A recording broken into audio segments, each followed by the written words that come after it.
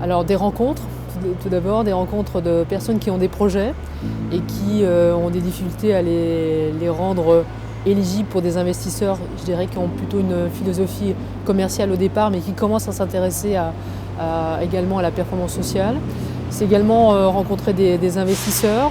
qui sont en train de faire un peu cette rotation vers un monde qui n'est pas uniquement tourné vers le profit financier, mais qui s'intéresse à d'autres impacts sociaux, environnementaux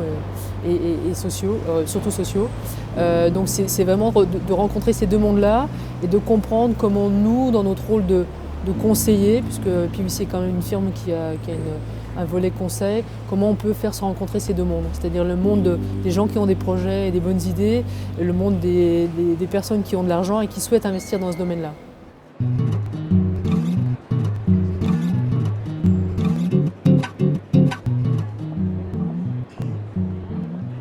Pour le Luxembourg, donc le Luxembourg est une place financière, comme vous le savez certainement. Nous sommes le deuxième centre au monde en termes de gestion de fonds d'investissement, enfin plutôt d'actifs sous gestion, parce que la gestion n'est pas vraiment à Luxembourg. Et on est pionnier dans le monde de la microfinance. Donc nous avons beaucoup de fonds microfinance, c'est là où les premiers se sont développés. Un des premiers a été créé en 1998 et je crois que maintenant, en termes d'actifs, on a plus de 35% des actifs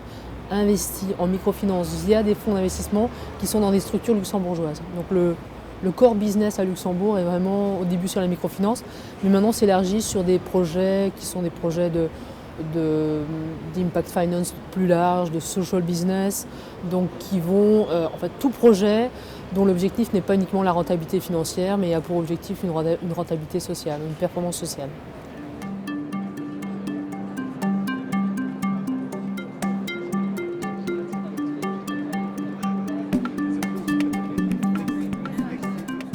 Dans la microfinance, je crois que le secteur, c'est qu'il y a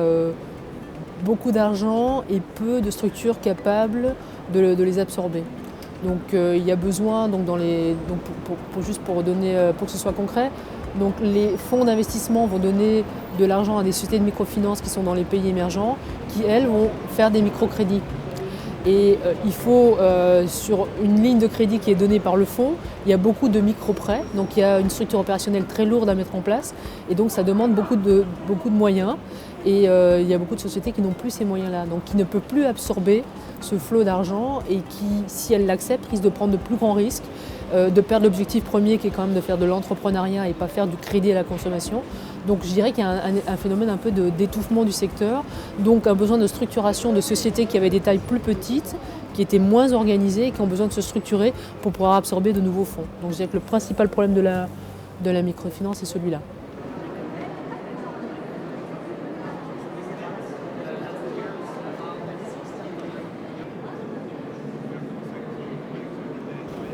Pas trop, parce que je crois que les portefeuilles sont très diversifiés, donc chaque fois c'est une petite exposition sur un pays, on ne sera jamais 100% Maroc ou 100% Nicaragua, ce sera toujours très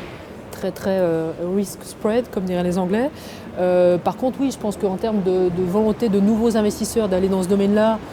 ça a pu interpeller, mais je crois qu'il n'y a pas plus de problèmes dans la microfinance que dans la finance traditionnelle, et je crois que c'est ça qu'il faut peut-être mettre en rapport.